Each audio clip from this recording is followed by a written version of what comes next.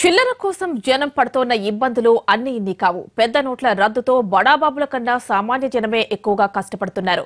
బ్యాంకులు తెరవక ముందే అక్కడ బారులు తిరాల్సిన పరిస్థితి. ఇంట్లో పనులు మానుకుని మరీ బ్యాంకుల దగ్గర క్యూ కడుతున్నారు. ఇతరితర పనులు కూడా మానుకోవాల్సి వస్తోంది. ఇంత పొద్దునే బ్యాంకుల దగ్గరకు వెళ్లినా క్యూలో మళ్లీ గొడవలు జరుగుతున్నాయి. హైదరాబాద్ SBH లో నోట్ల మార్పిడి కోసం వచ్చిన వారి మధ్య గొడవలు జరిగాయి. ఒకరికొకరు కొట్టుకునే వరకు వెళ్లింది పరిస్థితి. మరోవైపు బ్యాంక్ ఎప్పుడెప్పుడు ఓపెన్ చేస్తారా అని ఎదురుచూసిన ఖాతాదారులు షట్టర్ ఓపెన్ చేయగానే పరుగులు పెడుతున్నారు. అయితే ఇంత రష్ ఉన్న బ్యాంకులు సరైన సదుపాయాలు కల్పించడంలో విఫలం అయ్యాయని మండిపడుతున్నారు కస్టమర్లు.